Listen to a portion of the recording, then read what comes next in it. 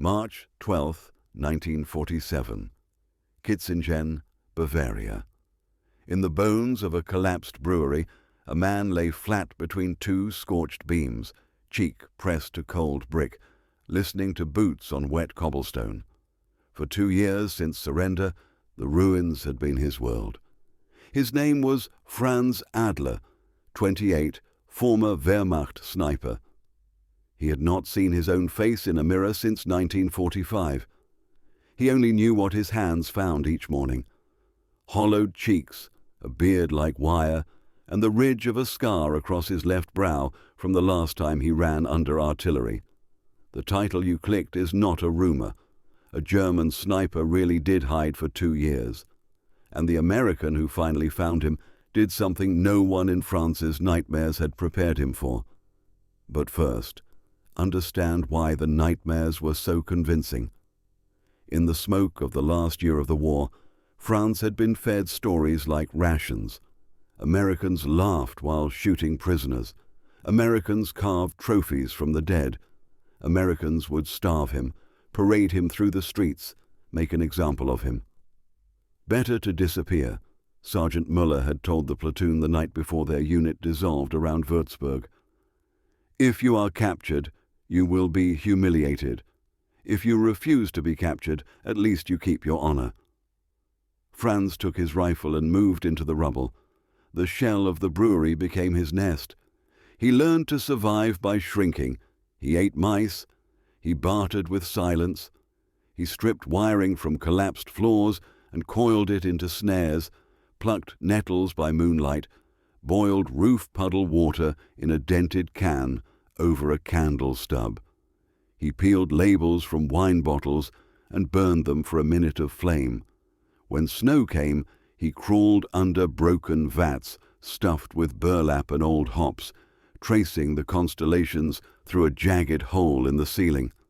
He watched people pass the street, widows with buckets, boys in patched coats, a Red Cross truck, then American jeeps. He could smell their cigarettes and imagine the taste, then bite his tongue until he tasted blood to chase the desire away. He told himself he would surface when the occupation ended. He told himself the Americans would leave. They did not. And one wet morning in March, a single set of American footsteps stopped outside the brewery's fractured archway. Franz's fingers found the oiled bolt of a rifle he no longer meant to fire. He pulled it close anyway, the way a child clutches a keepsake. Boots scraped brick. A beam of daylight pushed deeper. He steadied his breath. He remembered the pamphlets with cartoons of grinning GIs and leashed Germans. "Do not be a dog," Sergeant Muller had said. "Better to die a wolf." Franz closed his eyes and slid his thumb along the trigger guard, measuring the last act he still owned. "Anyone in there?" The English came careful, Midwestern roundness, not the bark he expected. He did not answer. The beam of light moved again. Another bootstep. A pause. Then a voice that lowered, almost talking to itself. "Smells like wet dust and old barley. If I were hiding, I'd pick the back corner." Franz pushed his body deeper between beams, heartbeat hammering at the ribs. His teeth chattered soundlessly. The beam of light found the edge of his boot. It held there. Silence stretched thin. "Okay," the voice said, softer still. "I'm coming slow. My hands are up." No one had told Franz to expect that. He braced. A shadow bent under the beam. A face appeared in the slant of daylight, clean-shaven, streaked with rain, eyes searching but not hard. Captain Robert Hale, jacket unbuttoned, cap tucked under an arm so he would look smaller. He had come alone because the local priest said someone had been stealing scraps from the rectory door and leaving trap wire across the alley. Careful work, a soldier's work. Hale had lost men across the main river 2 years earlier. He had every reason to be sharp. He chose to be human. Franz's elbow slipped on damp brick. The rifle clanged, a treacherous bell, He flinched, expecting the shot to find him, the blow, the kick. Instead, Hale froze, then crouched and set his sidearm on the ground, palm out, a gesture that crossed languages. "Easy," he said, voice low. "You look like you could use coffee more than cuffs." Franz stared, unable to place the word that sounded like coffee. Hale unhooked his canteen and slid it across the brick. 2 slow pushes so Franz could stop it before it hit the beam. Franz hovered, then grabbed the metal with both hands and drank so fast the water came back up into his throat and burned his nose. He coughed. Hale waited. When Franz steadied, the American captain reached into a pocket, tore open a wrapped square, and broke off a piece. Chocolate. The smell landed first. Franz swallowed nothing and everything. Hale extended his hand and did not move it. Franz's fingers took the square like a crime. It dissolved on his tongue, a sweetness so bright he wanted to hide his face. "Name?" Hale tapped his own chest. "Robert." He tried German. "Ich heiße Robert." His accent was heavy. The effort was not. "Franz," came a whisper that sounded like someone else. Gravel scooped from the floor. "Franz," Hale repeated, with the care reserved for names and prayers. He did not reach for the rifle. He did not call for a squad. He unrolled a second jacket from his pack and set it within reach. "Cold," he said in German, glad to remember the word. "Kalt." He waited again, then watched Franz pull the wool around bones that felt like sticks pressed into cloth. The man who had been a wolf had no fight left in him. He had only a story that had taught him Americans would break him, and the American in front of him, kneeling in rubble, preparing a tin cup and a small burner, was tearing that story quietly, politely, in half. Captain Hale spent 20 minutes in the ruins. He said little. He poured the canteen water into a dented tin, added coffee grounds from a ration tin, and held the small flame until steam rose, until the smell filled the hollow brewery with something like a memory of ordinary days. When he set the cup down, he did it with 2 fingers and distance, like offering bread to a frightened dog without making it feel like a dog. Franz took 1 sip and closed his eyes. His shoulders shook once, twice. He did not understand the words, "You're safe," but he understood the shape of a man putting his own pistol on the ground and waiting with empty hands. Hale stood. "We go?" He pointed toward the daylight, then placed his palm on his chest and mimed walking, then touched Franz's sleeve as lightly as a moth. Franz looked toward the gap where the sky leaked in. The town would see him. The town would point. The Americans would put him in a cell. Shame rose hot in his throat. He almost crawled backward into the dark. Hale saw it and made a new plan on his feet. He walked to the arched entrance and waved once. A second set of steps, slower, older. Father Matthias, cassock hem caked in mud, appeared. He had been the one to tell the captain that war did not end for everyone at the same time. "Franz," the priest said gently in German, "this man is not here to break you. He is here to end your war." The words hit like a distant bell. Franz nodded, then shook his head, then nodded again. He gathered his rifle, hesitated, and set it across 2 bricks, not as an offering, but as a release. He stood, and his legs trembled. Hale moved closer with the jacket open like a wing, and together they stepped toward the light. Outside, drizzle softened the edges of everything. A jeep idled. No cuffs, no shouting.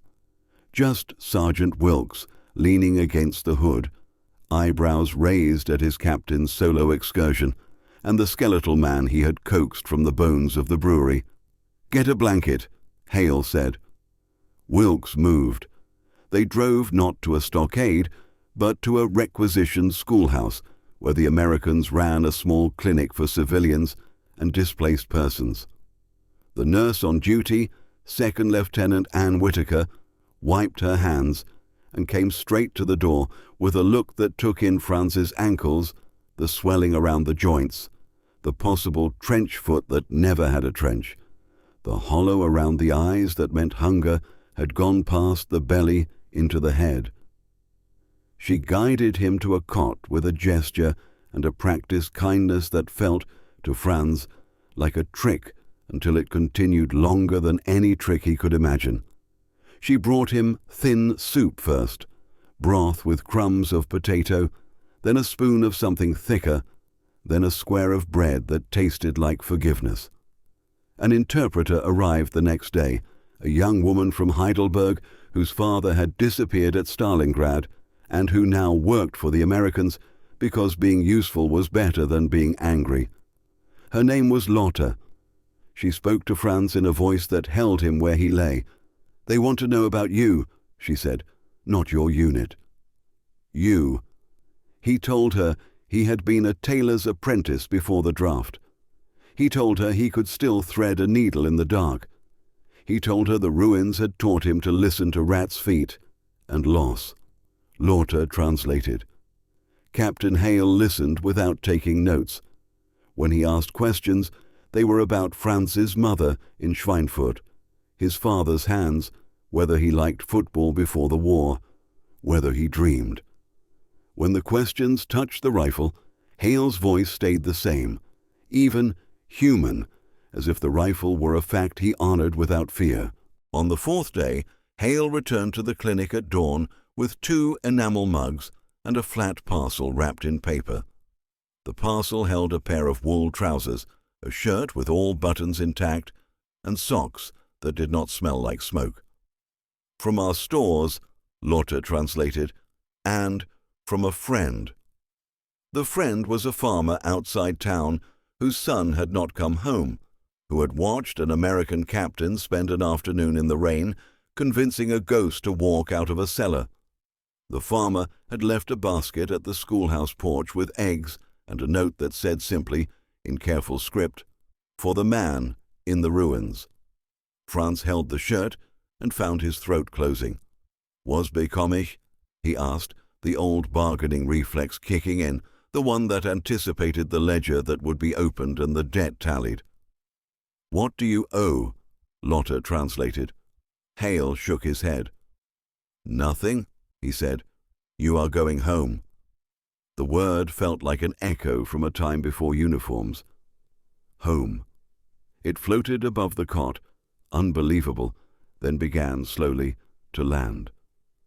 Captain Hale signed the papers himself. He did not enter Franz into the stream of prisoners who would be processed and moved and counted. The war was long over. The boy, hiding in a brewery, had been fighting an enemy that existed only in the drumbeat of his own fear and the stories drilled into him before the collapse. Hale had read the new directives, the ones that said reconciliation required choices at ground level, not just plans in offices. He chose. He requisitioned a truck from Motorpool and told Wilkes to put 2 full canteens and a loaf of bread under the seat. He told Lotte to bring her coat. "Schweinfurt," he said, tracing the road with a finger on a wrinkled map. They left in late afternoon, taking roads that still shivered under the weight of tanks in memory. The countryside rolled by in colors Franz had forgotten how to see properly.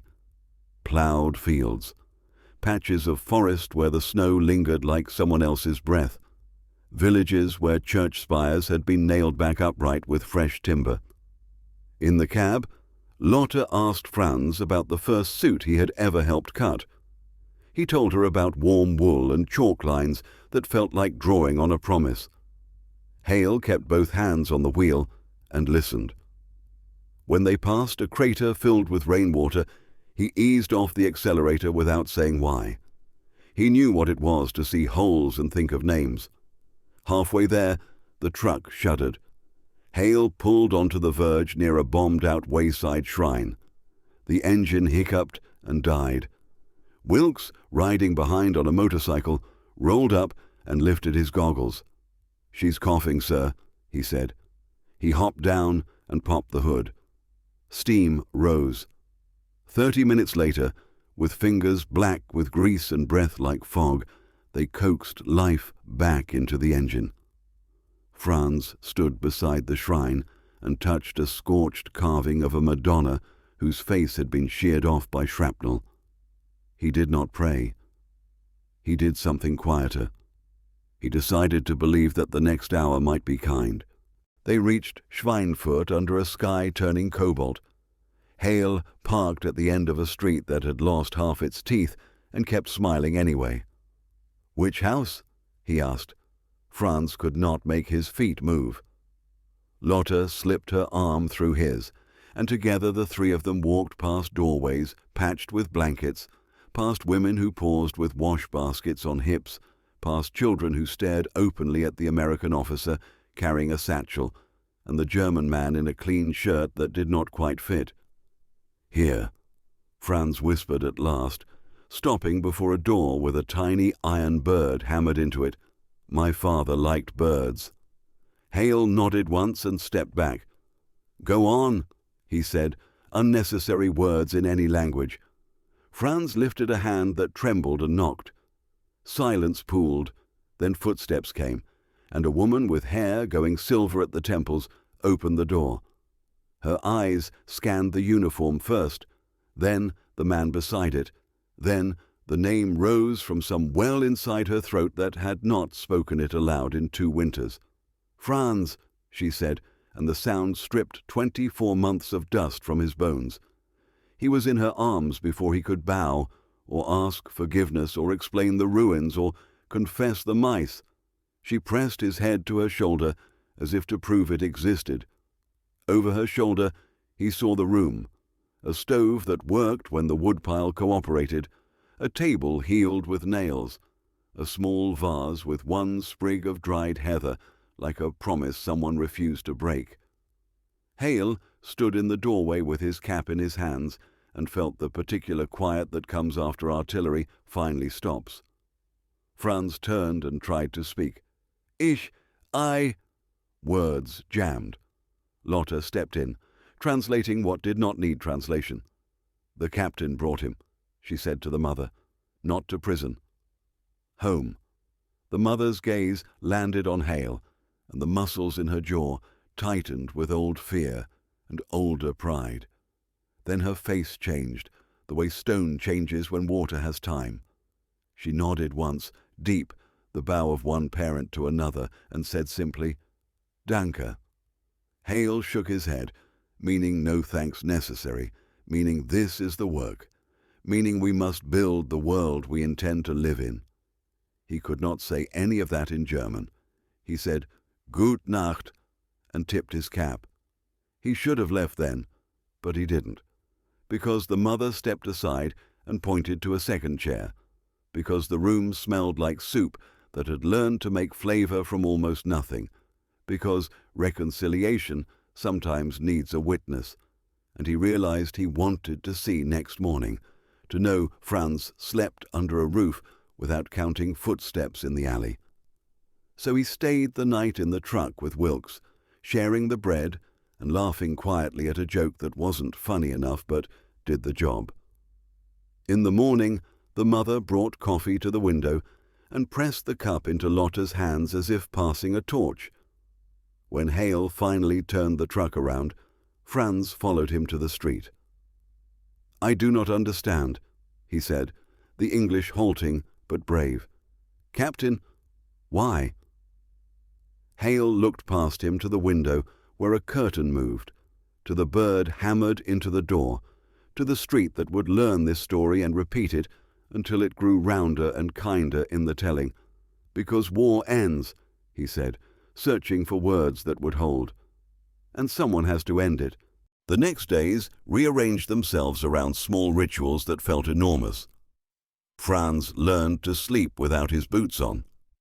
He learned where his mother kept the sugar ration, how to measure a pinch like a ceremony so the coffee did not taste like guilt. He shaved with a borrowed blade, and found cheekbones he did not recognize. Every afternoon he walked to the schoolhouse to help in the mending room Captain Hale had set up in a corner for civilians' clothes. Franz's hands remembered more than his head did. A child's coat with the elbow blown out by a season of play. A woman's skirt, hem that had been let down twice and needed one more miracle. A GI jacket returned from the motor pool with a tear where it snagged, patched by a German tailor who stitched without looking at the flag on the sleeve. The needle made a quiet music. People began to bring him more. It could have ended there, a gentle coda. But endings don't hold without tests. On a Thursday, bruised with rain, 2 American MPs pushed into the schoolhouse and asked the nurse for the list of displaced persons housed and fed. The taller one had the kind of impatience that comes when a job is hard and someone demands it be done on paper anyway. "We've got a directive," he told Hale when the captain appeared in the hall. "Unauthorized former combatants to be processed, not sheltered." Hale looked at the paper. The words were real. So was the clinic's ledger with names and a note in Lotta's careful hand next to one of them, Franz Adler, tailor. He could feel Wilkes shift behind him. A silent question. "You're late?" Hale said evenly. "He was processed last week." The taller MP's eyebrows tried to meet. "Processed where?" "Here," Hale said, and held out a file with his own signature on a typed memo to Civil Affairs. "Subject has surrendered himself and is under supervised release pending domicile verification." The memo did not exist until the hour after Franz came out of the brewery, when Hale had made it exist because the world he wanted sometimes needed paperwork to match. The MPs were not villains, just men moving boxes on a list. They took the file, frowned, and left with a salute that said this was not worth a fight. Hale watched them go and felt the tug between rule and mercy, the thin line where one could be used to kill the other. He went back to the mending room and found Franz bent over a collar, the needle flashing like a small oath. "All gut?" Franz asked, finding the English he needed. "All good," Hale said, and realized he meant it, and also that good needed guarding. Word blew through the town that an American officer had returned a German soldier to his mother. It fractured along the usual lines. Some called it kindness, some called it foolishness. One man, a cobbler who had lost both sons, muttered the word traitor when Franz passed and spat on the cobblestones. Franz stopped, took the insult like rain, and then bent to wipe the spit with a rag he kept for leather. He would not let his mother's street hold that stain. The cobbler watched, startled into silence by the act of a man he had meant to wound. At night, Hale wrote a report he did not want to write because it would make his choice visible farther up the chain. He wrote about civic order, about the value of a skilled trade reintegrated, about the way fear decays into crime if not interrupted by belonging. He wrote about a man who had been hiding in a ruin and the decision to carry him into a room where soup smelled like forgiveness. He signed his name and sent it because secrecy was a poor foundation for peace. A week later, a letter came back from a major in civil affairs with a question dressed as a reprimand. "Captain, your discretion is noted. Be advised that return of ex-snipers to civilian life warrants evaluation." Hale took it to the schoolhouse and read it by the window while Franz basted a sleeve. He considered how much to tell the man whose name on the letter could make trouble. He put the letter away. "What did they say?" Lotta asked, practical as always. "They said, keep your receipts," Hale said. So he did. He kept every receipt that mattered. Names of the people who brought clothes, the eggs left on the step, the afternoon a boy who had taken to shadowing Franz threaded his first needle without pricking his thumb. Spring thickened. The brewery, once a nest of fear, became a story people told with a flicker of pride that surprised even them. They would point at the gap in the roof and say, "That used to hold a ghost," and then they would say, "The ghost buys rye at the market and men's cuffs that make a poor man look like he owns Sunday." The cobbler who spat sent his dead son's jacket to be repaired and did not speak when he came to collect it, just pressed a coin onto the table and nodded once as if at a grave.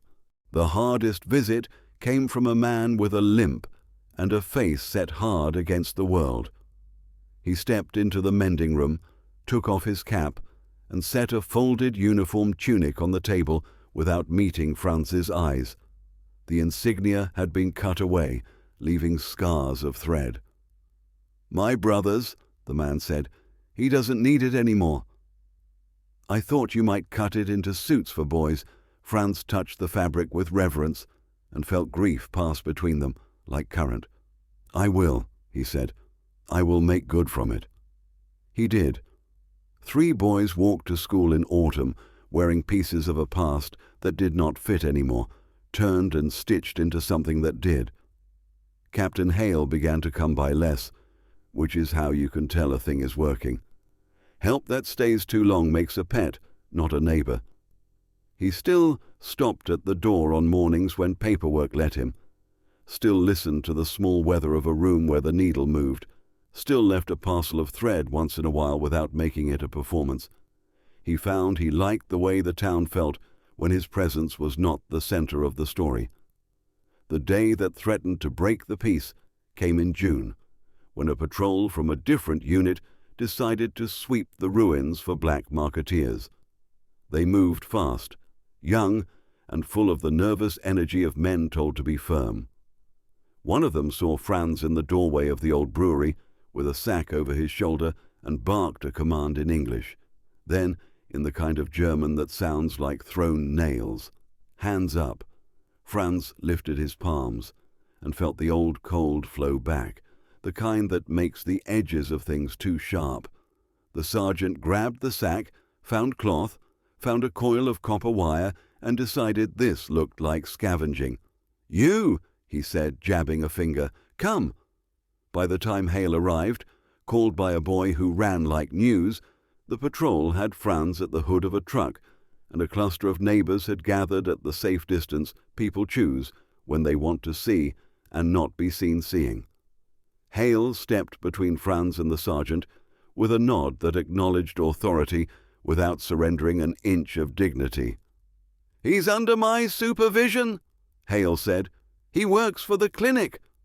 The sergeant, a man who had learned to respect tone, frowned anyway. He was stripping wire. "From our site," Hale said, and held up a typed requisition that had lived in his jacket for months for exactly this day. The copper was being used to repair sewing machines for civilian relief. The sack of cloth was tagged for redistribution. None of this was perfectly true. All of it was true enough to be moral. The sergeant looked at the faces around him and saw a town poised between resentment and relief. He let the gap close on the side that made less noise. "Fine," he said. He turned to Franz. "Stay out of the ruins." Lotte, who had appeared without drama, translated in a tone that made the sentence land like a reminder, not a threat. "He knows that," she added. The patrol moved on. The crowd unclenched. Hale exhaled a breath he had been holding since the brewery. He turned to Franz. "You all right?" "I thought it was back," Franz said. "The dark." Hale looked toward the gap in the roof that had once held the stars like holes in a bucket. "It isn't," he said. There was one last thing Hale felt he owed the man he had carried to a door. It required walking backward into before.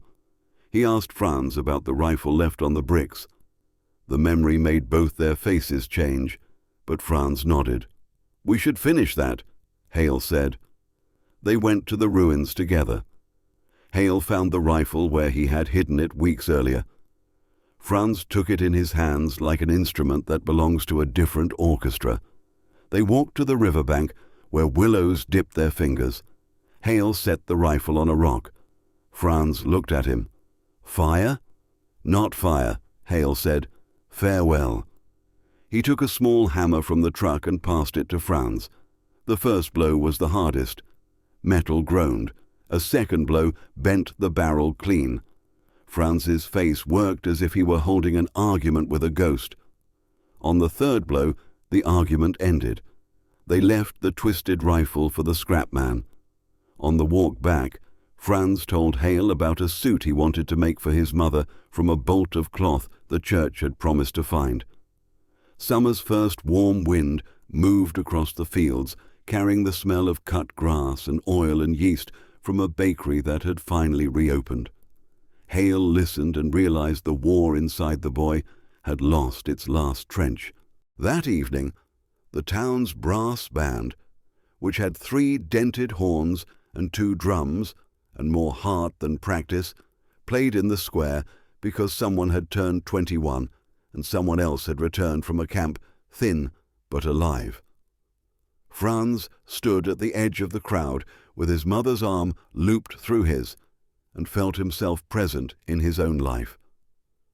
Captain Hale lingered near the church steps, half in shadow, and watched without needing to be seen. When the song ended, Franz crossed the square and simply said, "Thank you." The captain shook his head. "Build a good suit," he said. "That's thanks enough." Autumn came early in 1947, bringing with it the kind of mist that made the ruins glow silver at dawn. Franz woke each morning to the slow sound of hammers across the valley, American engineers rebuilding bridges, German workers hauling brick, children shouting in streets that no longer echoed with boots. He carried his sewing kit in a canvas bag to the market, where a stall had been cleared for him between the cobbler and the baker. The townsfolk called him Herr Schneider again, not the ghost from the brewery. He repaired uniforms for both locals and American soldiers, taking careful measure, his needle moving with the rhythm of someone who had learned that precision could be a form of prayer. Sometimes, when the light struck the window of the schoolhouse just right, Captain Hale would stop on his rounds. "You still keeping busy?" he'd ask, watching Franz stitch a buttonhole with the same calm focus he used to aim a rifle. "Busy keeps the hands from remembering," Franz would answer quietly, and Hale would nod, understanding more than he could admit. The two men had settled into a pattern of shared silences, the kind where gratitude and guilt coexist and neither needs to be spoken aloud. In November, Hale received new orders. His unit was to return to the States.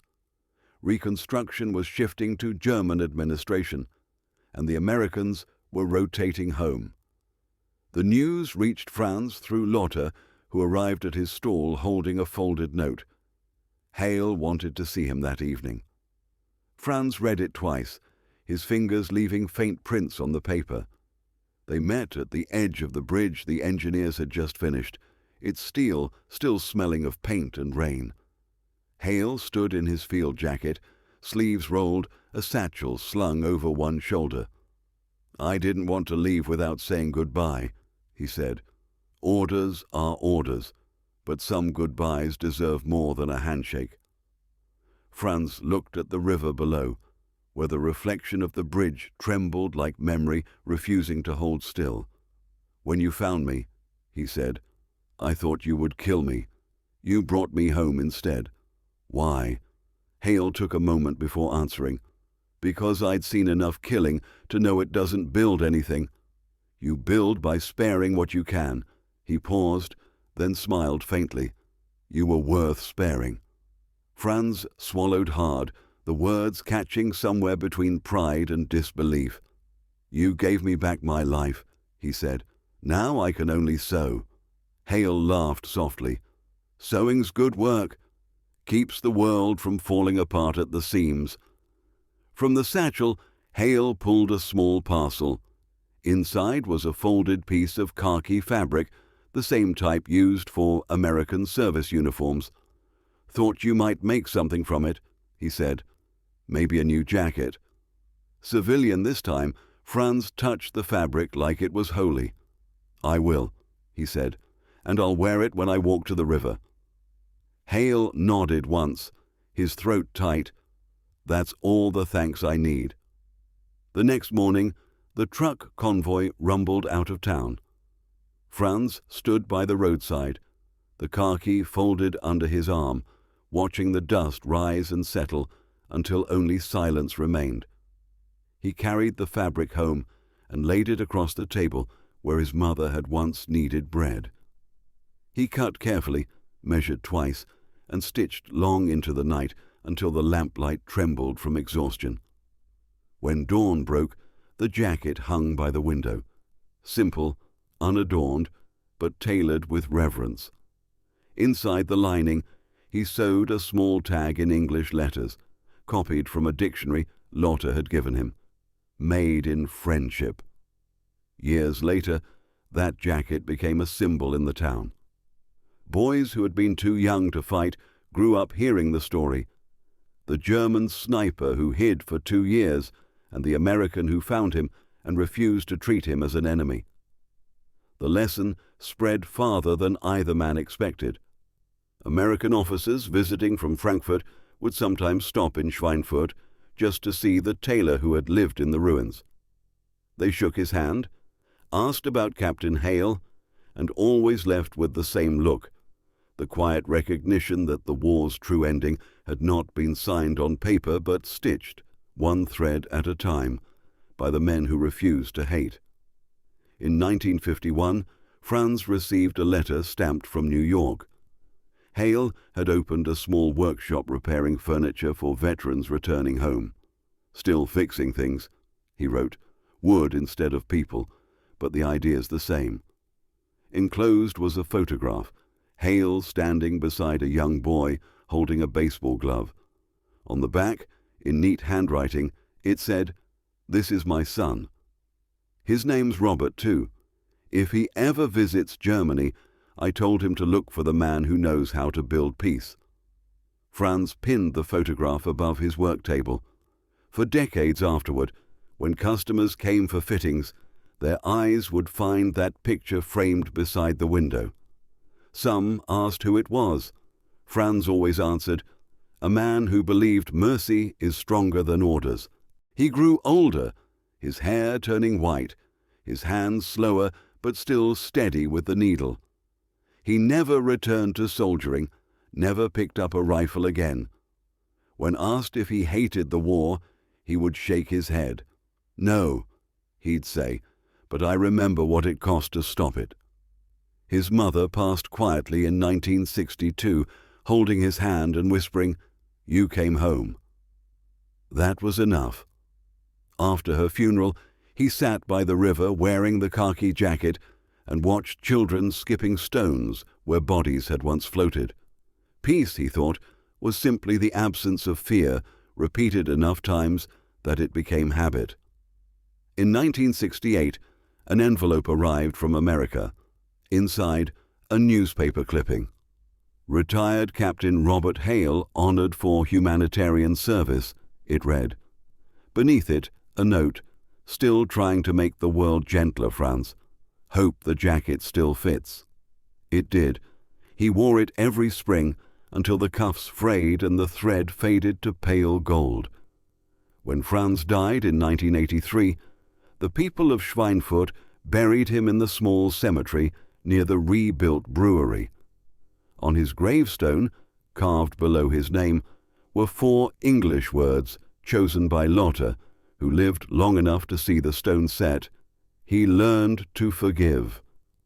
Visitors still stopped to read them, unaware of the full story, the ruined brewery, the trembling rifle, the American captain who knelt instead of shot. But in the town, the memory holds. They say a man was saved because another refused to hate, and that one act of grace kept echoing long after the guns went silent. And if you've made it this far, take a moment to remember that mercy, not power, rebuilds the world. If stories like this move you, share them, because somewhere out there another Franz is still hiding in ruins, waiting for someone to offer a jacket instead of a bullet. Don't forget to like, subscribe, and share this story so more people can learn how humanity truly wins.